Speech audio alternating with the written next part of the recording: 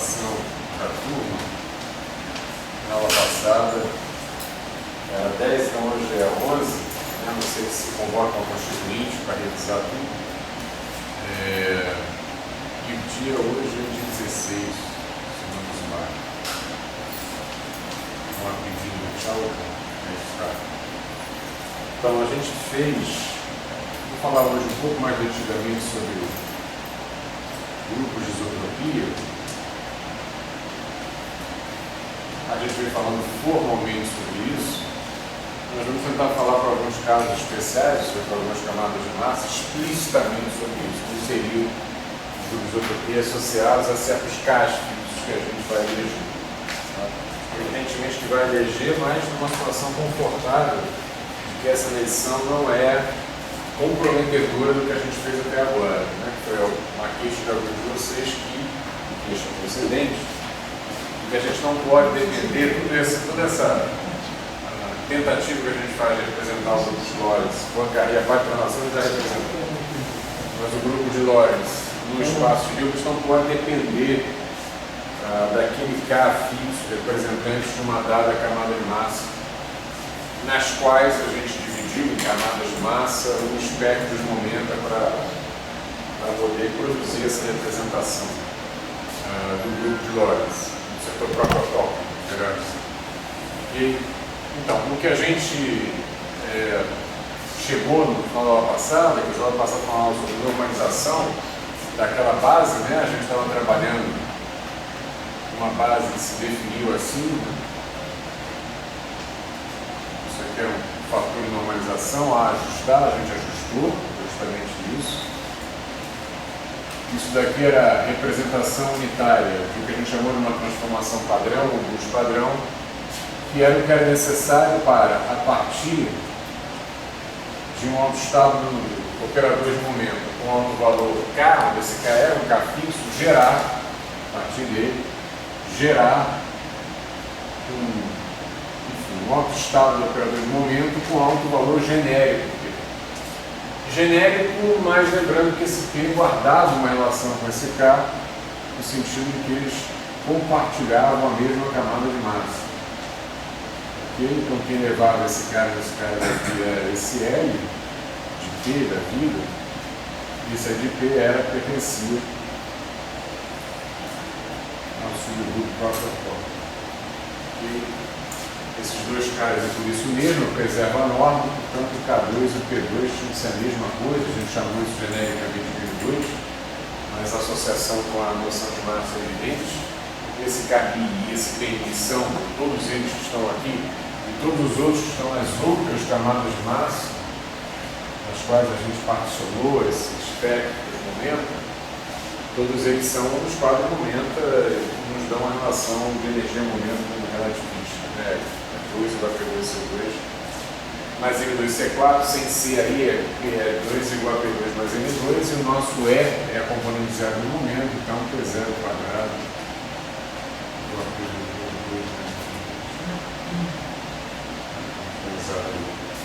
a larga. Então, a partir dessa base aí, a gente conseguiu nela representar a ação de uma transformação do grupo ou do subgrupo prototópico, a sua representação unitária, que assim é necessário, segundo um dos teoremas de Liouville, para que a gente represente uma simetria no espaço de Hilbert, não que é só que nós saibamos fazer mudanças de referencial a lá Poincaré no espaço de Hilbert, mas mais do que isso, que essa mudança referencial não desvirtue a física, ou seja, traduz a mesma física, ou seja, uma simetria dos sistemas que nós estamos tentando descrever nesse ambiente. Então isso daqui tinha sido já produzido, né? Isso era, tinha essa expressão, isso antes mesmo da aula passada.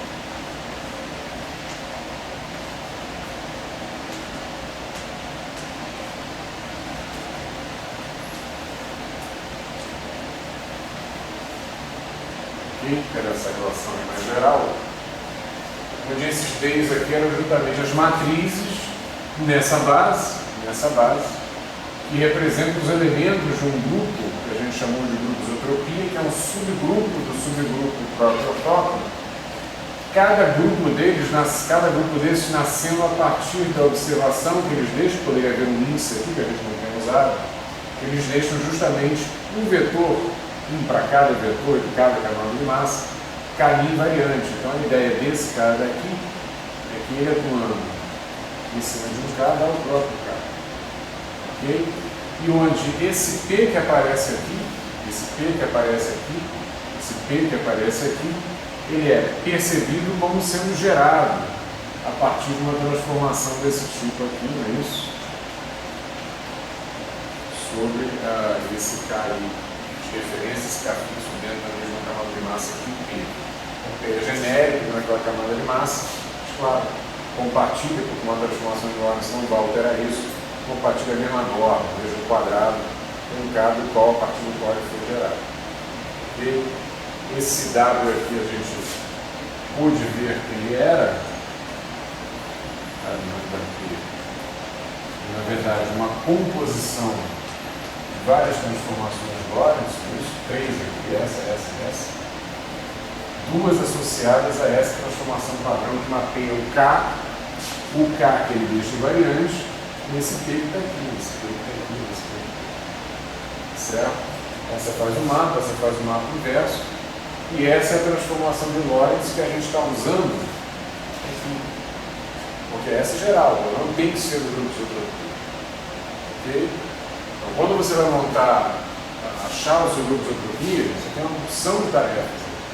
Você tem que, para um certo K que você tem escolhido, como a sua referência naquela camada de massa, descobrir quem é essa transformação capaz de gerar um P genérico dentro da mesma camada de massa. Além disso, você tem que montar esse objeto, você sabe que esse objeto deixa o K invariante, e são matrizes que o representam, que aparecem na expressão da atuação de uma transformação genérica do próprio autónomo sobre a sua base. Você precisa montar esse K e aqui aparece aqui e aqui. Novamente, essa transformação genérica, exceto do próprio autónomo, que você está considerando. Tem muita tarefa para fazer aí, para que você chegue a saber exatamente de quem se trata isso aí. Que matriz especificamente é essa, quais são os elementos de matriz. Okay? A gente não tem feito essa tarefa. Hoje a gente vai andar mais no sentido de interpretar o jogo de isotropia para alguns caras de interesse claro, evidente, para a física, mas vai deixar a lacuna de calcular essa matriz explicitamente. No final desse capítulo a gente faz um exemplo, 2 exemplos explicitamente. Não um trabalhão, mas a gente faz.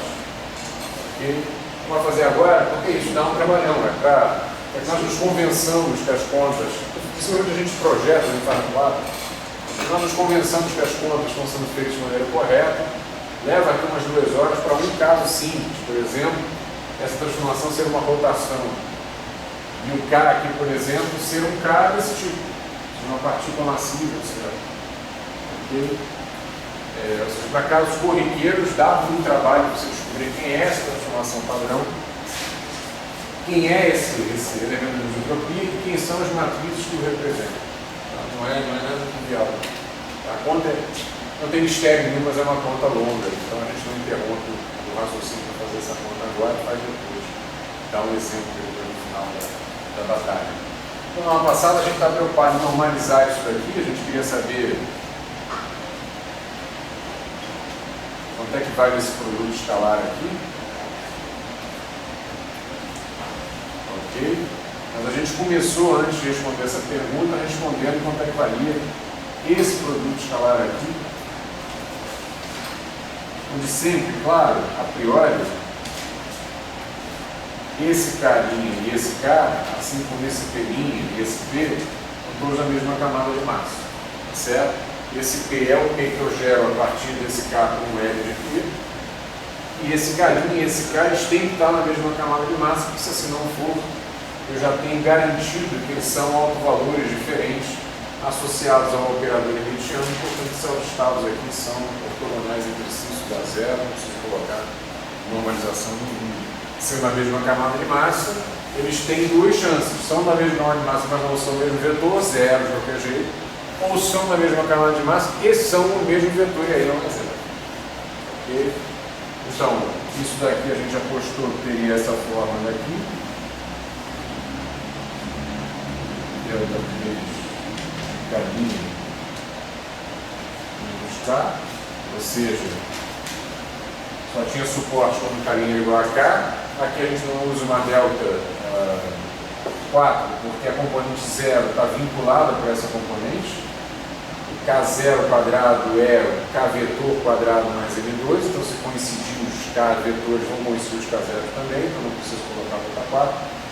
E esse daqui é uma delta de crônica, não é uma delta de dígito, não é uma distribuição, porque, mais uma vez, é uma informação física, não é um fato matemático a priori, mas porque a gente sabe que esse número aqui, que está aqui como uma caixinha para representar o que for necessário representar em termos de números quânticos, para que essa atuação seja bem definida, a gente não tem nenhum número quântico na natureza contínua a não ser o momento e a posição.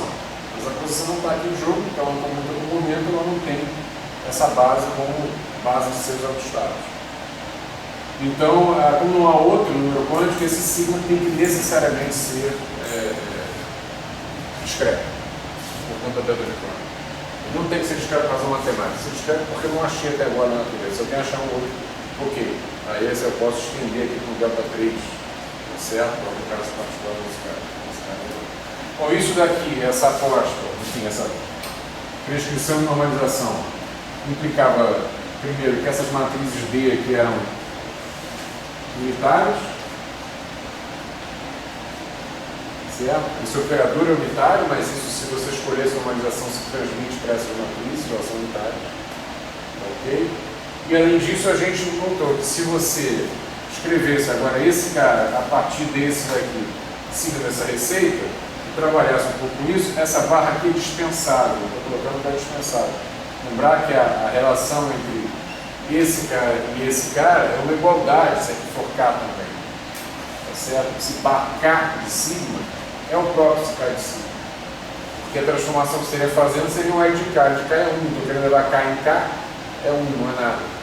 E a representação, a transformação unitária que representa a identidade é a identidade também. E, portanto, esse N aqui, a gente toma esse M K com valor 1, porque não faria sentido você colocar um fator ali relacionando. Ou se você quiser, põe, não tem interpretação física para isso. Certo? Relacionando ele com ele mesmo. Ok?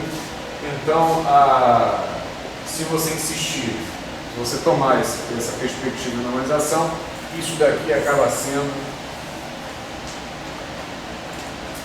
o que a gente espera que seja, ou seja, a prescrição equivalente à normalização, delta de sigma I em cima, delta de P, se a gente adotar que aquele N de P que aparece ali for a raiz de K0 sobre P0, a gente fez essa conta, mostrou que as deltas S eram proporcionais, etc. E acabamos de chegar nessa conclusão. Aqui o N de lambda P, o outro fator de normalização que aparece ali, certo? Na nossa prescrição ali de transformação era K0 sobre lambda P0, que significava, portanto, que U de lambda sobre a nossa base era a raiz de lambda P0 sobre P0, e aí o resto já está lá, sigmarinha P, sigmarinha C, W, escrever um pouquinho menos completo, ok? Mas isso também, mais uma vez, você está bom, resolvemos o fator de normalização. Mais uma vez, continua um mistério do que é exatamente isso aqui. É uma expressão formal. Existe uma representação nessa base, uma representação matricial para o grupo de isotropia nessa base. Lembrar lá da nossa primeira abordagem a grupos, a gente tinha os elementos abstratos. Isso, aí você tinha uma representação operatorial para ele definido em um certo espaço, e aí nesse espaço desse cara tudo você pode colocar uma base, lá a gente chamava dos EIs da base, isso, e nessa base você define para cada um desses caras uma representação matricial. Isso aqui está no nível desses Ds. É a representação matricial numa dada base do espaço livre, tá? Para os elementos do grupo de isotropia. Ok? Muito bem, mas falta achar quem é esse cara. Uma observação é que isso aqui não contém esse K explicitamente. É claro que contém um K de referência, porque isso aqui é o grupo de isotropia dele. E esses P's que são gerados aqui são gerados a partir dele. tá certo? Uma expressão, uma transformação de Lorentz. Não tem um K, digamos, de base, mas não há referência mais explícita a ele. Então, o que a gente pode fazer é o seguinte: e se eu tomasse um carinha, um outro cara, na camada de massa, certo? Chegaria na mesma expressão, ou pelo menos chegaria em expressão que fossem similares a essa, no sentido de que tem uma transformação de similaridade entre os dois grupos de isotropia, o associado ao K e o associado ao carinho. Se tiver, então de fato não depende de K e carinho, são absolutamente equivalentes. Vamos procurar isso, né? Vamos procurar aqui nessa camada de massa, em vez de trabalhar com esse K que aparece aqui, ó, a gente vai trabalhar com carinho, ok? E tanto um quanto o outro, em tese, poderia gerar um P genérico, ok? O K geraria uma transformação L de P, o carinho geraria esse mesmo cara, ou qualquer outro, um P genérico, uma transformação em princípio diferente em linha de P, estou partindo, né, de quatro vetor diferente, ok? Eu vou admitir que existe, porque a transformação de Lorentz são dupla, que existe uma transformação de Lorentz ligando esses dois caras aqui. Afinal de contas, né, eu estou chamando esse cara de carinho, propondo que ele seja um novo representante dessa camada de massa. Mas ele é um quadro-momento também, tá certo? Não sei se esse cara era capaz de gerar os quadro-momentos na sua camada de massa, porque tem uma transformação de Lorentz, ele é capaz de gerar o carinho, existe essa ligação entre os dois. Ok? Então vamos supor isso, né? Vamos supor que existe essa ligação, ou seja, que o K seja uma transformação de Lorentz, mas esse carinho eu vou chamar de V. Eu posso escrever o contrário, carinho e V vezes K, tanto faz. Isso existe a inversa, grupo, etc. Então não faz muita diferença. Então, se eu fizer isso, o meu P é de V vezes K, mas o K mesmo é V vezes carinho. E isso que aparece aqui, ó, é a maneira pela qual, a partir de carinho, você está gerando P. Então, isso é o que a gente chamou ali de linha. Isso. Ok? Ou seja, você vai para cá e de cá você vai para P. Basicamente, a gente está fazendo isso. É uma composição na sua acepção mais tradicional mesmo. A pergunta que a gente pode fazer agora é: qual é a relação entre W' seriam os elementos já compõem o grupo de isotropia associado ao K' e o W, ou seja, os caras que compõem o grupo de isotropia associado ao K, certo? Ambos na mesma camada de massa. Esse W' seria, por definição, L' a menos 1 de lambda P, lambda, L', por definição. Isso aí é uma composição que leva K em K, deixa K invariante, né?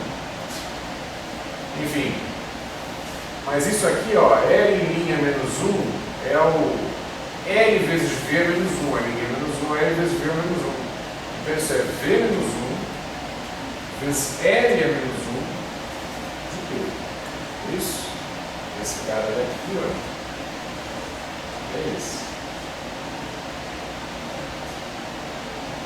Ok? Lambda é lambda mesmo. E L' é L vezes V de novo. L vezes V. Então, olha, aqui no meio da história apareceu L menos 1, está faltando um lambda aqui. Né? L menos 1. É esse. Aqui no meio da história, L menos 1 lambda P, lambda L de P, apareceu o W. Ok? Então, de fato, a relação entre W e W é uma transformação de similaridade envolvendo a transformação de Lorentz que mapeia um carro carinho ou vice-versa. Okay? Significa, na verdade, que eles são equivalentes, eles são similares.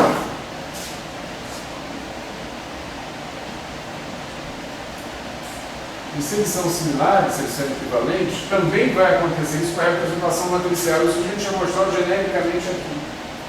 Se eu fizesse uma mudança de base Tá ok? Então eu encontrasse uma outra representação que fosse S a menos 1, a antiga S, onde S era a matriz de mudança de base, então essas representações eram equivalentes, eram basicamente a mesma representação. Tá ok? Tinha o mesmo conteúdo, ou reproduzir uma regra de composição do grupo do mesmo jeito. Tá ok? Você tinha garantia disso. Aqui é isso. Só que não é uma mudança de base, no sentido da base do espaço vetorial, mas é uma mudança do seu representativo na camada de massa. Para isso é a mesma coisa. Aqui vi uma transformação de Lorentz. Esses caras são similares. Se W1, W2 for igual a W3, ou seja, se a regra de composição do grupo está bem representada nesses dados, automaticamente também vai estar na W', porque W'1 vezes W'2, quem é W'? Está lá, é V menos 1 W'. Então isso é V menos 1. W1 V. Então isso aqui é o W'1. Aí V menos 1 W2 de V. Então a segunda parte é o W2'. V menos 1 aqui é a identidade. Então isso aqui dá V menos 1 W1 W2 de V, mas isso aqui, por definição, é W1, W2 min. Ok? E além disso, como W1, W2 é W3, isso aqui é V menos 1, W3 V, que por definição é W3 min. Certo? Então, W3 min também é o W2 min, ou se você quiser. Isso aqui é a mesma coisa que dá para mim. Então se reproduz a regra de composição, são similares, porque essa discussão toda, que é até bastante simples, é só para dizer que você escolhe o seu carro nessa camada de massa segundo a sua conveniência. Os resultados não estão dependendo disso. Ok? É claro que para você ter uma expressão explícita dessa matriz aqui, você terá que ter escolhido esse dado. Se não, o que vai acontecer, se você escolher um outro, é que você vai ter um D' que também vai ter uma relação de similaridade do tipo alguma matriz P a menos 1 DT, o que eventualmente não vai acontecer. Mas para conseguir apresentar isso aqui explicitamente com elementos de matriz, sim, você vai ter que dizer quem é o K que você está escolhendo, o grupo de isotropia associado a ele, e aí você vai montar a representação matricial nessa base. Ok, mas se você trocar de K, você não vai achar uma outra representação da atuação do grupo próprio por causa disso, ou algo que não lhe seja completamente equivalente à mesma transformação de similaridade. Ok? Então a gente está livre do vício de que o K seja decisivo a ponto de que a camada de massa tem um representante privilegiado. Não tem. W tem o L, que é da mesma camada de massa, e o lambda que não dá na mesma camada de massa. É isso? Olha só, cuidado. Quando eu falo camada de massa, eu estou me referindo aos momentos. L, lambda, etc., não tem camada de massa nenhuma, isso é elementos do grupo. Eles atuam sobre quatro vetores. Eles atuam tanto aqui como atuam em outra camada de massa também. Mas mesmo Eles atuam sobre. Pode, não tem problema nenhum. Posso eventualmente ter uma coincidência que o cara que leva esse KSP eventualmente seja o mesmo que leva um catil, um petil e outra camada de massa. Pode haver essa coincidência, não tem problema nenhum. Okay? Pode haver essa coincidência, não quero errar, mas pode haver essa coincidência. A única coisa é que, como isso é uma transformação do subgrupo próprio autóctono, se esse cara tem uma norma, ele vai levar um cara que tem a mesma norma. Então, o que esse L não faz é mapear um cara de uma camada de massa um cara de outra camada de massa. Isso não vai acontecer. Ok? Agora o L está atuando aqui, pode atuar aqui também. Problema nenhum. Ok? As matrizes R, lambda, etc., elas estão atuando sobre o conjunto dos quatro momentos. Todos os autovalores que você tem. Estejam eles nessa camada de massa, na outra. O que a gente fez foi pegar o espectro dos autovalores dos quadros em momento, em vez de olhar isso de uma maneira chapada, que era o que a gente fez com a base original, olhar esse espectro decomposto em camadas de massa.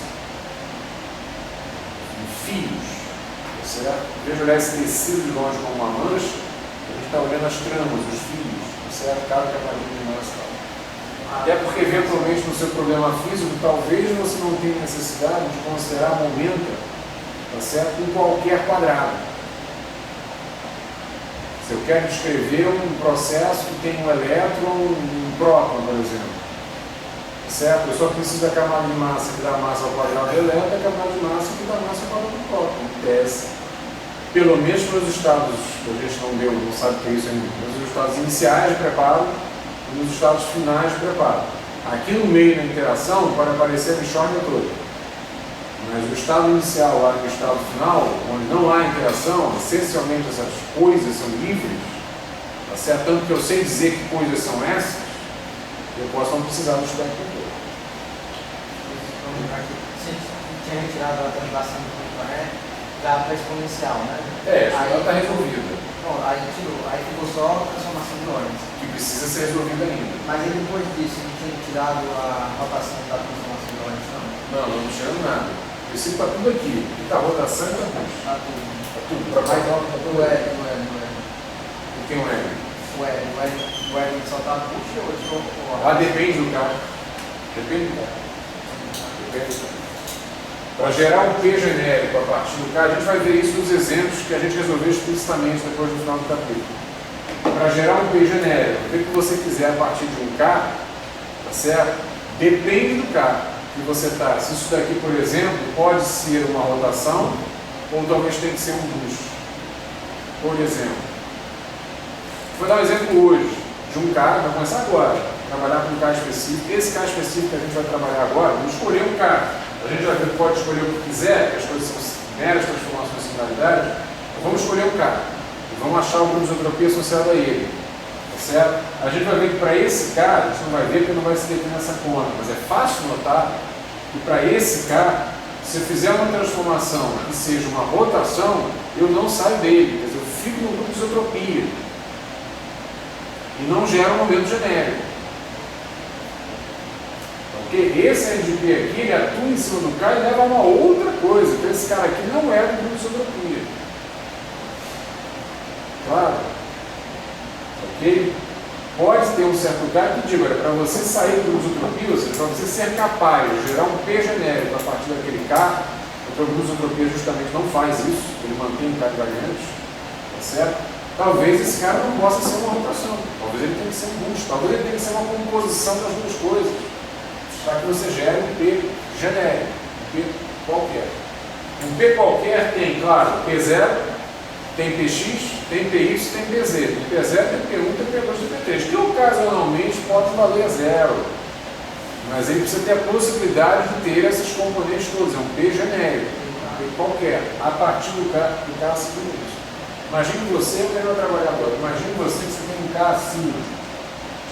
Você escolhe esse K aqui. Você não vai no momento. Cara, eu escolho. Então você escolhe. Então o cara na camada de massa. Camada de massa aí, eu vou escrever isso formalmente agora já. Camada de massa aí, o que é? K2 vale quanto? Vale M2, não é isso? Vale M ao quadrado menos 0 ao quadrado menos, estou usando a métrica, menos 0 ao quadrado menos 0 ao quadrado. É isso? Vale M2. Ok?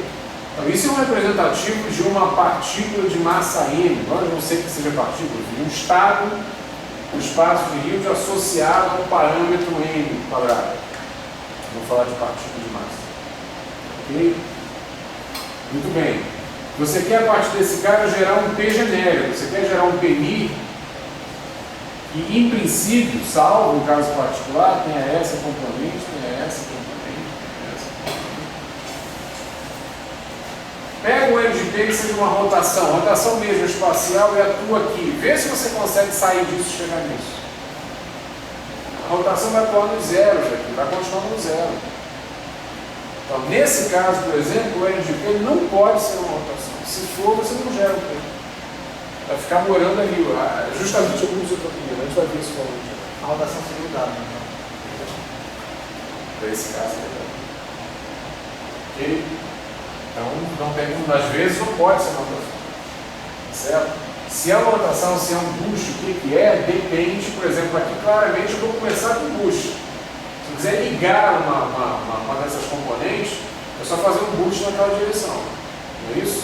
No CLP pode começar fazendo isso. Você faz um boost e liga uma componente. Ah, mas aí é só essa direção que está diferente de zero. Aí faz uma rotação. Tá certo? Ela vai gerar projeções aqui, rouba os seus eixos, que é aquilo que era ao longo de Z, pode passar até componentes ao longo do X, Y e Z. Então já fica mais ou menos claro, se o caminho for esse, o LGP para montar um P genérico, ele é uma composição de um boost e depois uma rotação. Nessa hora. Se você rodar primeiro, você não sai do lugar. Não adianta nada. Você fazer rotação primeiro e depois boost, só valeu o boost, a rotação não valeu nada. Você vai ter que fazer outra rotação de novo. Certo? Tem jeito. Claro? Então, quem é esse LGP depende de quem do qual você está montando.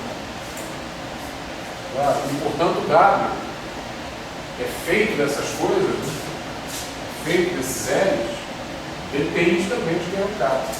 Esse cara depende de quem é o cara de partida, a partir do qual você monta o LGP, e depende da transformação de Lorentz que você está querendo representar via o grupo isotropia, passando por um grupo isotropia. Você pode escrever assim, uma definição do grupo isotropia? Para cada K é o conjunto, é o subconjunto, que é um subgrupo das transformações próprias que deixam o K invariante. Para cada K. Ok? Agora, dentro de uma mesma camada de massa, se você escolher um K', você vai achar um outro grupo de isotropia, mas que é similar a ele. Então, na verdade, não é outro. Para cada K, é um subgrupo do subgrupo próprio ortógono que deixa esse K invariante. Se você quiser uma definição.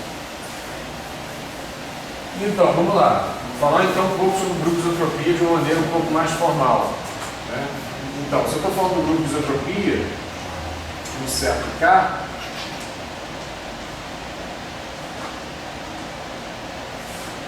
então eu estou falando de um dado, é isso? I, que atuando em cima de um KI, dá o próprio KI. Ok? Que deixa esse K invariante. Mas isso daqui, mais uma vez, isso aqui pertence, está lá dentro.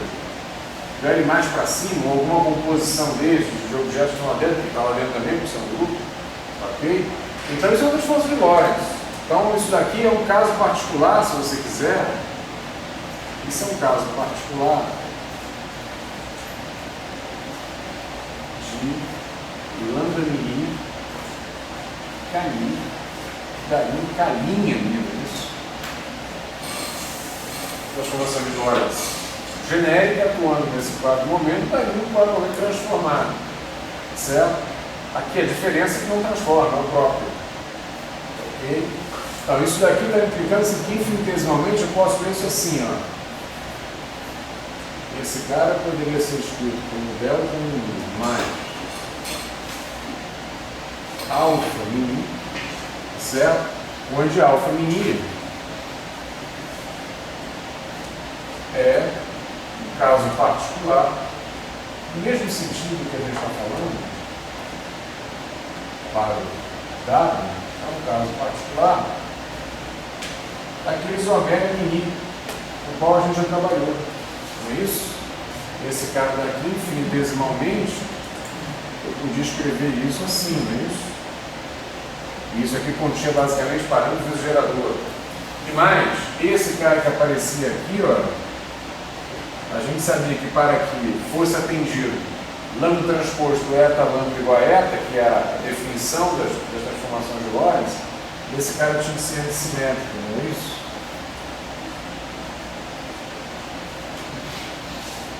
Ok?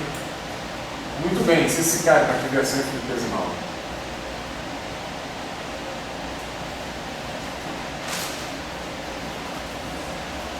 Então, muito bem, se esse cara é antissimétrico, isso aqui é um caso particular. Então é verdade também, tá certo? Então o alfa mini também é antissimétrico. Você pode escrever assim ou pode escrever assim, se você quiser. Tanto faz.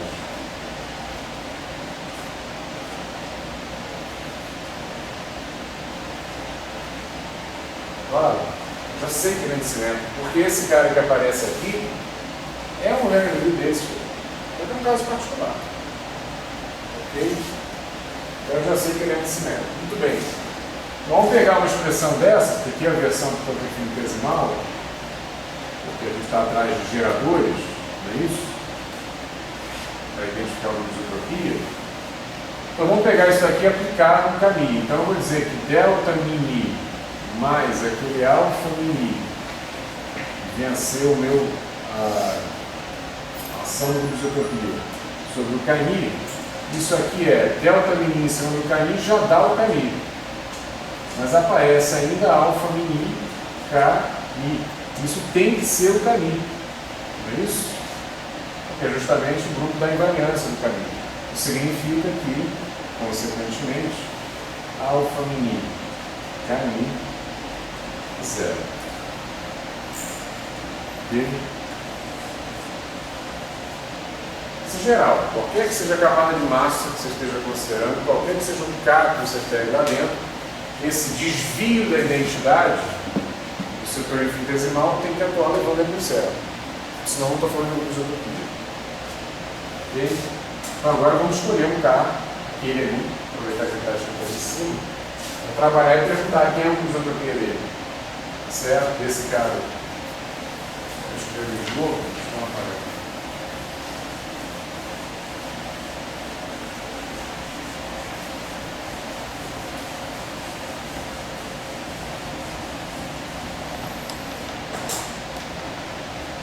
Aquela expressão que ela pode ser escrita assim, lembrar que isso aqui na verdade são 4 equações, né? Isso é uma equação para mim igual a 0, eu somo nesses índices. Outra equação para mim igual a 1, outra para mim igual a 2, outra igual a 3. Quando eu estou igualando a 0, tanto faz botar esse índice em cima ou embaixo. Se ele for um índice 0, tanto faz mesmo, porque índice 0 eu posso descer de graça. Se ele for um índice 1, 2 ou 3, ele desce com sinal, mas está sendo igualado a 0, não faz nenhuma diferença. Ok? Então, se eu fizer μ igual a 0, por exemplo, se eu me diz que alfa 0, 0, que isso, vamos escolher o cara, né? Vamos lá, isso aqui é um fato geral, vamos escolher então, o primeiro exemplo, aquele que a gente tinha escrito ali, ó, mais ou menos m, 0, 0, 0. Isso aqui implica K2 igual a N2, esse mais ou menos só para prover a possibilidade de eu ter energia positivo ou negativo. Vou deixar isso aí por generalidade, só por isso. Ok? Faz diferença. Fala de K2 igual a N2. Todo mundo olha para isso e identifica imediatamente. Né? Esse é o quadro vetor que a gente associaria a uma partícula de massa M no seu referencial de repouso. É isso? Ok? Vamos lembrar aí, vamos guardar isso na memória, porque daqui a pouco vai aparecer uma coisa esquisita, tá? Em função disso. Então, muito bem, K2 igual a N2, a gente tem que impor aquilo ali para achar o grupo de isotropia para esse K, isso aqui igual a 0, então mais uma vez, agora sim, μ igual a 0, não tem sentido fazer essas contas se eu não escolher o K, né? Então, μ igual a 0 vai dar alfa 0, 0, K0 mais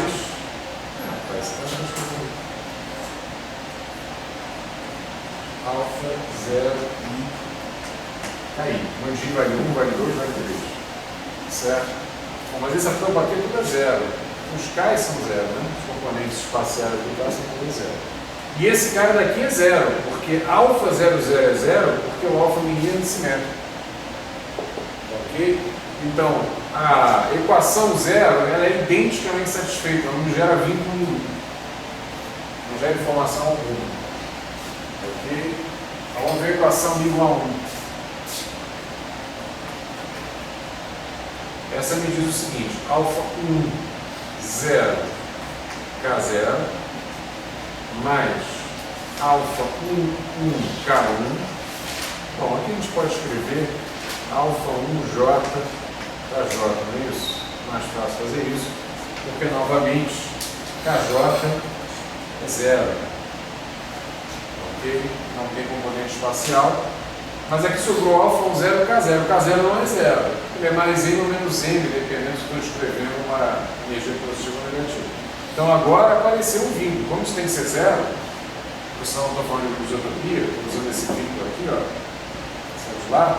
Isso implica necessariamente que alfa 1, 0 é zero. Ok?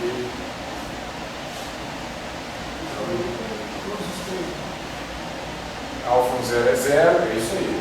É isso aí. Você já pode prever que isso vai acontecer para mim 2 e para mim igual a 3. Todos esses três vão embora. É a mesma coisa, né? Se você trocar aqui alfa 2, 0, K0, alfa 2, J, KJ, os KJ são todos 0, vai ficar alfa 2, 0 tendo que ser 0 para matar. E quando você fizer M igual a 3, o alfa 3, 0 vai ter que ser 0 para matar isso aí. Ok? Então sim, é verdade. Alfa 2, 0 igual a 0, a conta é a mesma. Alfa 3, 0 igual a 0. Esses três parâmetros, se você quiser, os três componentes do vínculo integral ali da identidade da isotropia, morreram, zeraram. Ok? O que significa? Porque a gente sabe que são quantos? No princípio independente. Meia dúzia, não é isso? 16 caras, mas os 4 da diagonal são 0, sobra 6 para cá e 6 para lá, mas os 6 daqui são menos os 6 de lá, porque é simétrico. Eu teria 6 independentes, que é o caso da transformação de Dorian, 6 parâmetros independentes. Mas desses 6 independentes, 3 acabaram de morrer. Ok? Então, o grupo de isotropia associado a esse K aqui, a sua camada de massa, tem 3 parâmetros independentes. Ok? Então, o grupo de isotropia ele é um subgrupo do grupo pró-protótipo, que tem 6 parâmetros, apesar de ser um subgrupo do grupo de Lorentz, também tem 6 parâmetros. Ou seja, a redução que você faz do grupo de Lorentz completo para o subgrupo pró-protótipo não faz redução paramétrica. Continua com 6 parâmetros. Ok? Agora, quando eu passo do pró-protótipo para o grupo de isotropia, pelo menos desse K aí, K associado a um K2 igual a M2, tem uma redução de parâmetros dependentes. Você está para 3. Ok? Então, são 3 parâmetros dependentes só.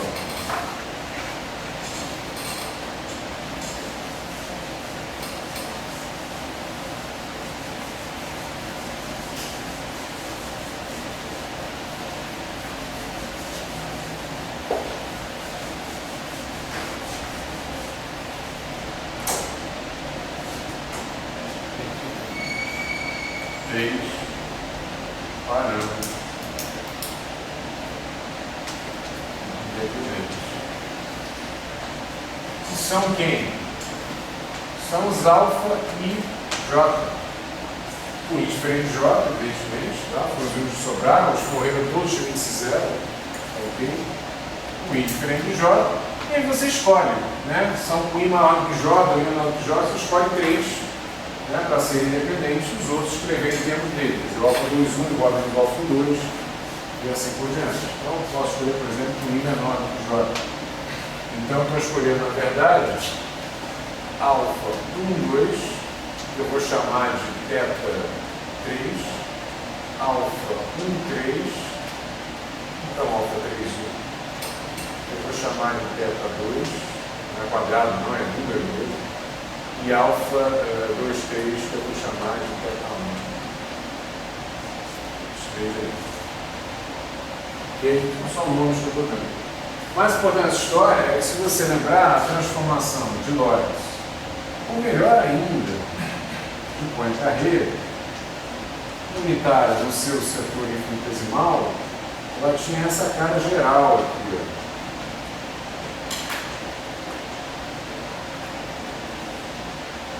É isso? A maneira como a gente escreveu isso daí. Por que a gente definiu alfa 2 em cima? Só um nome.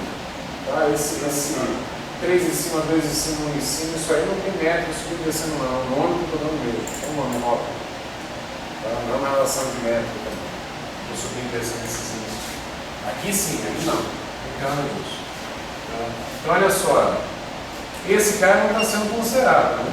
A gente não está trabalhando com a translação. A translação já está resolvida há muito tempo.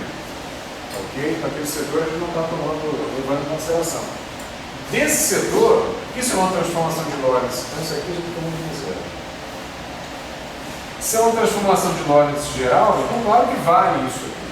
Vale isso. Só que é um caso particular desse caso aí. Ok? O que a gente está achando é que isso dá identidade mais I vezes. No caso particular aqui, em vez de uma omega geral, eu tenho um alfa. Ok? Os alfas que sobreviveram foram esses. Então, efetivamente, o que eu tenho é alfa 1, 2 vezes J12. Ok? Não tem um fator de 2, porque na verdade nessa soma eu teria tanto alfa 1, 2, J12 como alfa 2, 1, J2, 1, que é a mesma coisa. Porque são simétricos, giro um, giro o outro, tem dois sinais, eles se compensam, soma-se com o anterior, mata esse fator de 2 que está aí exatamente para isso. Certo? Para normalizar essa repetição da simetria. Então tem isso daqui, alfa 1, 3, ou se quiser 3, 1, J3, 1, e o alfa 2, 3, J2, 3. É isso que sobrou. Ok? Por isso que sobrou esse isotopia daqui, associando aquele vetor caminho ali. Bom, o J12 a gente já usou lá atrás a terminologia, ele seria o J3. Estou fazendo uma terminologia análoga a essa daqui. O J, a gente usou isso quando a gente escreveu a álgebra. Né? Eu escrevi a álgebra em termos desse cara daqui, que foi o que tinha obtido com você, J consigo com J mini, comutador, dá não sei o que e tal. E a gente tinha obtido antes, naquele exercício de achar representações, notar que para todas as representações a álgebra era igual e tal, a gente usava essa terminologia aqui, JI com JJ, era, acho que era KI com Bush, ou NI, ou alguma coisa que vale. A gente separava, né, as componentes espaciais, temporais e tal. Então J2 é isso, J31 é o J2 e J23 é o J1. Então isso que a gente escreveu aqui não passa de 1 mais I, vamos chamar assim, θI, JI. Ou seja, alfa 1, 2 é θ3, J1, 2 é J3, θ3, J3, certo? θ2, J2, θ1, J1. Então, I, θI, JI, está aí valendo. Só que se isso é um caso particular disso daqui, e é, então esses J's que aparecem aqui não são só nomes que eu estou dando para esses caras, de fato obedecem a álgebra do momento angular. Ok? Não são só nomes que eu estou dando. Mais uma vez, a gente já estabeleceu que esses caras que aparecem aqui, ó, satisfazem a álgebra de rotações. Tá? Então o que a gente está dizendo com todas as letras, de fato, é que o grupo de isotropia desse caminho que está aí é o SO3. São as rotações convencionais.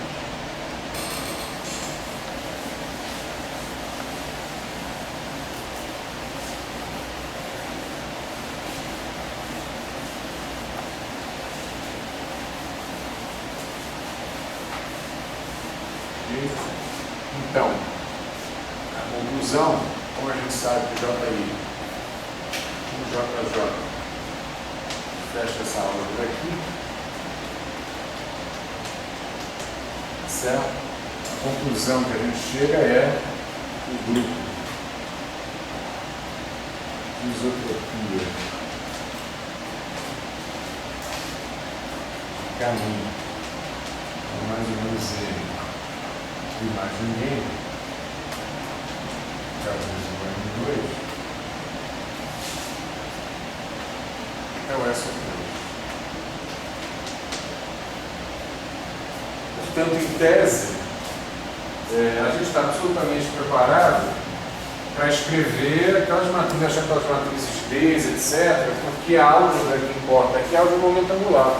E essa a gente já viu. Já conhece as representações, os vários spins, etc. Então, se eu fizer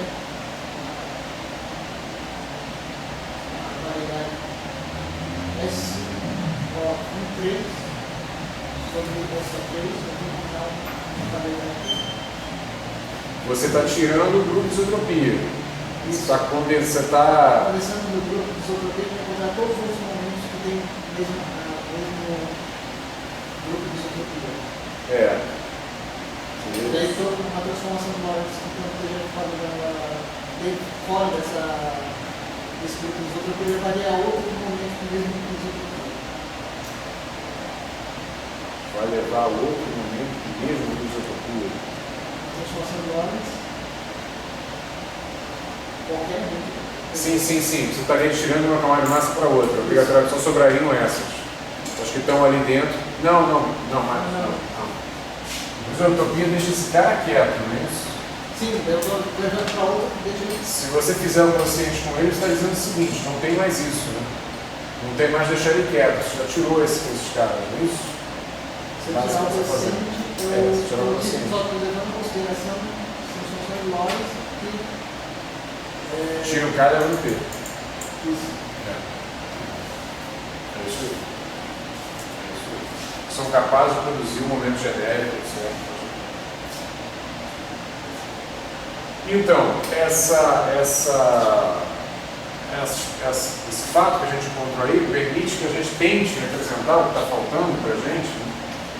Achar, vou repetir aqui a nossa tentativa de representar.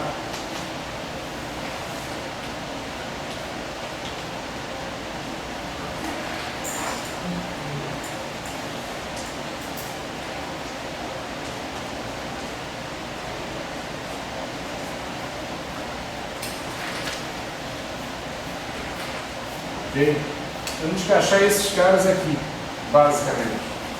Bom, para achar esses caras aqui, a gente já viu no grupo de isotropia, quer dizer, esse cara que está aqui dentro, para esse caminho aqui, ó, ele é o SO3. Na verdade, esse cara daqui envolve, como a gente pode olhar para cá, é isso que ele está querendo representar, ó. Ou seja, eu gostaria de achar as componentes sigma desse negócio aqui, ok? Basicamente é isso. Mas, para isso eu preciso conhecer as representações desse operador de momento angular, mas eu conheço a teoria de momento angular. Não precisa falar de mecânica quântica para isso. E se quiser falar de mecânica quântica, não precisa falar de mecânica quântica relativista para isso. Porque a mesma álgebra sem mecânica quântica com H cortado, só isso. Ok? Mas, enfim, eu sei representar esses caras aqui com várias representações, com grandes representações de nomes diferentes, mas tem que ter cuidado porque esse parâmetro que aparece aqui, em princípio, ele também é desconhecido. Ele é função da transformação que você está fazendo e do estado sobre o qual você está fazendo a transformação. Ok? O dado aqui é de lambda P. Ele depende mais uma vez, ele é L-1 de lambda P, lambda L de P. Então ele depende do lambda e do P que você está querendo gerar a partir do K, ou seja, do P associado ao estado sobre o qual você está fazendo a transformação do P. Okay? Então, esses parâmetros aqui, claro que são ângulos de rotação, mas eles não estão dados a priori, tem que ser calculados caso a caso. Qual é a transformação de Lorentz que você quer fazer e sobre que estado? Se você me disser isso, eu sou capaz, em tese, de calcular que o estado lá. Certo? Como os jogos eu sei representar, eu vejo um momento angular, então em tese eu seria capaz de representar um grupo de isotropia desse momento aí padrão, desse caminho padrão, e consequentemente seria capaz de, toda vez que estiver, esse estado aqui estiver associado a um P tal que P2 igual a M2, ou seja, que esteja na camada de massa daquele K lá, eu sou capaz de dizer como é essa equação. Ok? Falta muita coisa para chegar nisso, na verdade. Isso é só uma receita. A vantagem é que, de fato, algumas coisas a gente tem na mão. Por exemplo, o J3, na representação de spin J, pouco importa, vamos chamar de spin, na representação de índice J, pronto. Para a gente não poluir os cursos. Daqui a pouco a gente fala a palavra spin. Tá certo? Na representação de índice J, isso daqui é sigma, delta de sigma menos sigma, onde sigma é o número que varia de menos J menos 1, e assim vai, J menos 1, todo mundo já viu isso, assume 2J mais 1 valor, é isso? 2J mais 1, valores possíveis. Ok? Essa componente é acomodista no momento angular que vai ser quantizada, porque uma delas comuta com casimir, J2, é isso tudo. Tá certo? Você escolhe elas todas no data, entre si. Isso. Então, e a gente também pode representar os outros, uma maneira mais usual de se fazer isso é representar por essa combinação aqui, ó. As combinações lineares complexas, não é isso? J1 mais ou menos e J2. Claro, em cada uma das representações do índice J. E esse negócio aqui, isso não é o casimir, esse negócio todo se comporta como raiz de J, J menos 1, menos sigma vezes sigma mais ou menos 1, delta de sigma linha, sigma mais ou menos 1. Um pouco importa, o fato é que você tem uma prescrição para achar elementos de matriz desse cara e elementos de matriz desses caras, que no fundo te dão uma prescrição para achar J1 e J2. Certo? Está na sua mão. Essa parte está na sua mão. Essa parte não é problema. Ok? E esse cara aqui não é problema. O problema é achar esse cara daqui para um lambda LP específico, coisa que a gente não vai fazer hoje. Vamos lá, vamos continuar mais um pouco, vamos explorar mais um pouco esse cara. Porque olhando ali, D sigma, linha sigma, como é que eu vou posicionar? O gosto do sigma, linha sigma ali. Aqui, ó. Aí tem D sigma, linha sigma. Então, Aí D de W, tá certo? Vai ser uma representação matricial de tudo isso aqui. Isso aqui é meu W. Isso aqui é um caso particular de uma representação unitária de transformação de Lorentz. O D de W é uma representação unitária, lembra? Com aquela normalização que a gente fez, o D de W é uma representação unitária do W, uma transformação do isotopia, não uma transformação do grupo de Lorentz genérica. É porque, enfim, o grupo de isotopia está dentro do grupo de Lorentz. Mais especificamente, o D de W é uma transformação unitária associada ao grupo de isotopia. É basicamente isso que está escrito aqui. Esse cara é autojunto, a gente chama, se você quiser. Isso é um operador unitário. Você vai tomar uma exponencial, isso aqui é o seu perfil infinitesimal, então o cara seria uma exponencial. Você toma a sua exponencial. Mas já que você falou, o seu D, se não é assim, tá? Aqui é exponencial de θ i, que é a função da P, J i, claro, numa representação do índice J, e eu uso esses caras na representação do índice J.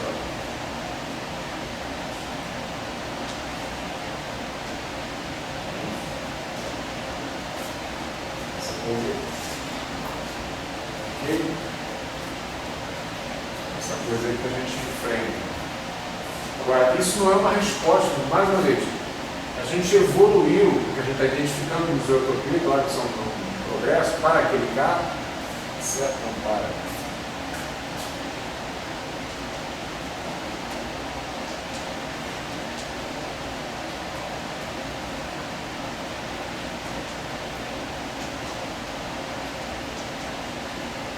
Que aparece aqui, ó, está na mesma camada de massa, certo? Então é P2 e P2 também. Mas isso ainda tem uma certa liberdade, por mais que você seja capaz de estabelecer quem é esses caras aqui, representação e representação, esses caras ainda não estão dados, eu não aprendi a calcular isso aqui. A maneira para você aprender a calcular isso aqui, como que está aqui dentro no fundo, o elemento de isotopia, é você descobrir cada um desses caras aqui. Como é que eu gero, mais uma vez, um P genérico a partir desse cara? Então, recomendando o que a gente já falou, eu não tenho como gerar um P genérico a partir desse cara se eu começar fazendo uma rotação em cima dele. A rotação em cima desse cara daqui não produz efeito nenhum. Certo? Exatamente. A rotação é justamente o grupo de isotropia, o grupo de invariância dele. Então, meu L de P, para que eu possa, a partir desse cara, produzir um P genérico, que é a receita do que a gente está fazendo aqui, começa com boost. Ele tem que ter um boost primeiro para gerar uma componente espacial para esse quadro momento, Depois de gerar essa componente espacial, aí eu faço uma rotação dos eixos para espalhar, digamos assim, essa componente espacial nos três eixos, nas três direções, e você consegue, nas três novas direções, e você consegue produzir um momento genérico. Ok? Então, no princípio, tem que ter uma regra. Lá no final desse capítulo, antes de apresentar, a gente, para esse cara, vai dizer, por exemplo, quem são, não é mini de P, que eu quero saber, não vai aparecer lá a regra, por exemplo, quem é o LIK, índices espaciais de P, isso é, se não me engano, é delta e K mais P chapéu I, P chapéu K. Mas, claro, P chapéu é o que a gente espera que seja. P chapéu I é o P vetor I, dividido com o módulo do P vetor visual. Ok? É que aparece o fator de gama menos 1. De gama é raiz, P vetor ao quadrado, mais N2, que é o gama mesmo, certo? Isso é a mesma coisa que 1 sobre 1 menos beta 2 e beta 2 sobre C2. Mas enfim, está escrito dessa maneira. Então você vai considerar que é possível calcular isso. O Li0 é igual a L0I de P, e ele é PI, chapéu vezes, acho que a raiz de gama 2 menos 1. Tudo a gente tira, o L00 de P é o próprio gama. Então, se a gente vai fazer essa conta, vai aparecer, a gente vai ver aqui no quadro que a gente chega a essa expressão. Então, se você, só um instantinho, se você tiver isso daqui, em tese você é capaz de montar o dado. Se você tem um dado completo, você compara com o que você tem aqui, esses caras que você conhece, você tira os temas do dado todo. O que estava querendo dizer é que se eu fizer uma transformação dessa aqui, eu já com o P, esse momento ainda vai continuar tendo o mesmo grupo de isotropia. Você, se for para um novo momento, você tem um novo grupo de isotropia associado a ele, que é similar a ele, mas a gente não faz mais essa pergunta.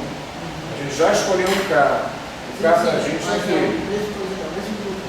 Você falou os geradores que geram o novo grupo de isotropia, formam também um grupo SO3, embora seja uma mistura de outros geradores. Sim, sim. Você está dizendo o seguinte, eu estou num cara, deixa eu ver se eu entendo o que você está falando. Vamos lá. Se eu estou aqui, eu sou meu exemplo, nessa hora. Se eu estou num certo cara, faço uma transformação com L, vou com P da vida. Se eu, em vez de falar do grupo de isotropia do qual eu estou falando, resolver falar do grupo de isotropia deste cara que está aqui, o grupo de isotropia desse cara é similar ao desse daqui, é uma similaridade. Então os geradores também são similares. E se os geradores forem similares, vão obedecer a mesma álgebra. Ou seja, é o SO3. Mas em termos dos geradores originais, é uma mistura entre boosters e... Sim.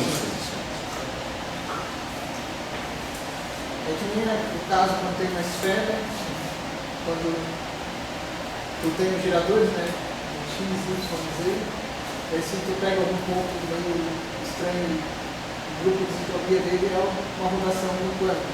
Só que se eu pego uma rotação no plano que não seja o XY ou qualquer outro, fica uma combinação de geradores. Uma combinação diferente de geradores.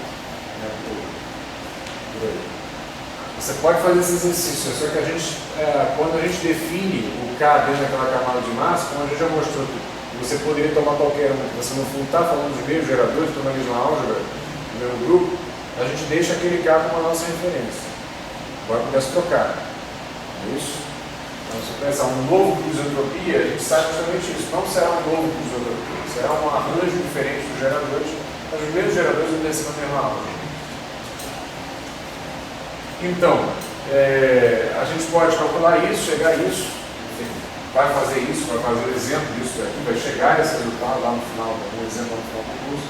Mas o fato de posse disso, você mais uma vez acha o dado, achando o dado, comparando com isso, esses caras você conhece, você acha os seus parâmetros calculando e B, aí você está plenamente representando, sabe exatamente o que você está chamando de matriz B de sigma e assim. Esse é um projeto, a gente faz essa conta no final do curso para não para não travar a gente aqui agora. Eu queria falar de uma outra coisa, tá certo? Que é o seguinte, o que está acontecendo aqui para a gente? Né? A gente trabalhou com uma base, definiu uma base, mas nem definiu uma base, com uma normalização, etc, trabalhando com esse bichinho aqui. O que ele está notando? Então a gente pode agora, para aquele vetor, trocar D sigma I acima genérico por essa expressão aqui. Posso pegar isso daqui, plugar isso daqui, pronto. Tenho a maneira como esse cara aqui se transforma se atuar em cima de um P que está na camada de massa associada àquele caminho representativo. Ok? Então trocaria essa expressão genérica agora por isso aqui. Tá? Escreveria isso. Se P2 é igual a N2, em vez de escrever isso daqui, eu escrevo o que está escrito ali. Exponencial de I, de lambda P. Você pode pensar em termos de um produto escalar, digamos assim, né? JI. Fecha isso, sigma I sigma. Dado lambda P, sigma I. Alguns comentários aqui. Primeiro comentário. Isso daqui, apesar da atuação desse cara em qualquer uma das representações de índices diferentes, ser multiplicativa, isso não quer dizer que esse cara daqui, sobre o qual eventualmente ele atuar, vai ser o estado dele. Então, eu estou com esse número quântico aqui, ó, preciso estar com esse número quântico aqui, mas isso não quer dizer que a atuação desse cara é sigma vezes ele. Tem que ter cuidado com isso, porque J3 não comuta com os P's. Os P's giram, não é isso? Segundo J3. A álgebra de J3 com os P's, dos quais esses caras sim são autoestados, né? A álgebra de J3 com PI não é zero. PI, epsilon 3 I, J, J. Ok? Esses caras, em princípio, apesar de ser a receita ser multiplicativa, isso não quer dizer que sempre, eventualmente pode ser, que sempre o cara que aparece aqui seja o estado dele. Ele foi construído como estado do momento. Mas aqui a gente tem uma certa particularidade, quer dizer, não é em cima dos P's, mas é em cima dos K's. Se eu atuar com esse J3, não em cima dessa base já, mas atuar com ele em cima de K sigma, tá certo? Aí é o estado.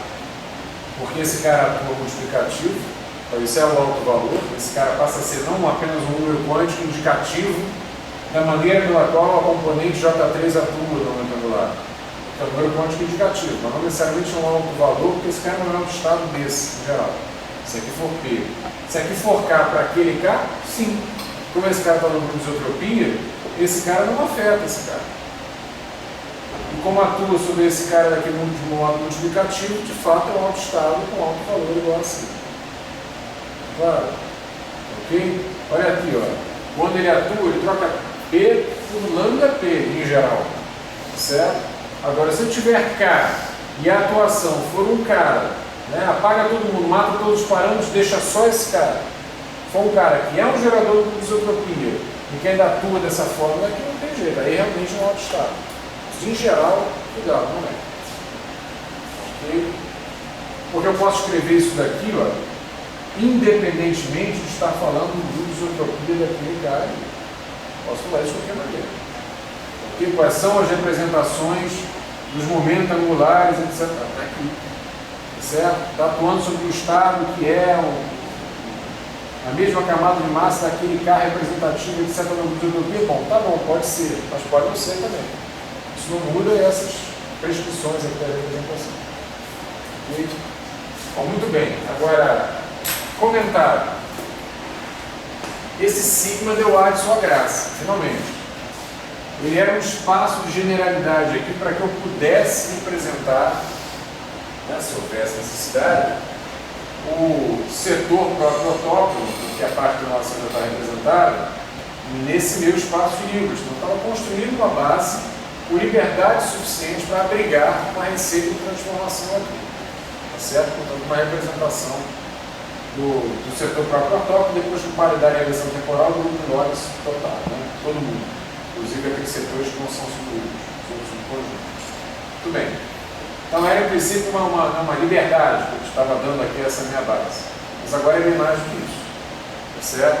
Agora esse signo daqui tem que estar aqui presente para que eu possa representar J1 e J2 e J3, ou seja, para que eu possa representar o SO3, ou seja, para que eu possa representar o grupo de isotropia para esse tipo de quadro momento. Ou seja, se eu quiser descrever como é que uma transformação de Lorentz atua num estado que tem alguma pretensão a representar uma partícula massiva, tá certo? Eu sou obrigado a ter um número quântico que represente o componente de momento angular. Eu sou obrigado, ok? Se eu não tiver esse número quântico aqui, se isso não fizer parte da definição desse estado, então eu não sei como representar esses caras. Se eu não sei como representar esses caras, eu não sei como representar o grupo de isotropia nesse cara. Se eu não souber como representar o grupo de isotropia, aquele D de sigma linha sigma que estava aqui, ó, que foi a maneira pela qual a gente aprendeu a atuar com esse cara na base, eu não tenho a menor ideia do que seja, não sei representá-lo, ou seja, não sei fazer isso atuar aqui. É claro o tamanho da tragédia? Na verdade, aí no caso do plano, se quiser. Isso. Eu ainda não quero falar de espírito, agora eu vou falar. Você já que você tocou no assunto. O que eu quero dizer é exatamente isso. Olha, isso tudo, a presença desse cara daqui é uma demanda para que você possa representar esse cara no espaço híbrido, você possa fazer relatividade de Lorentz na mecânica quântica no espaço híbrido.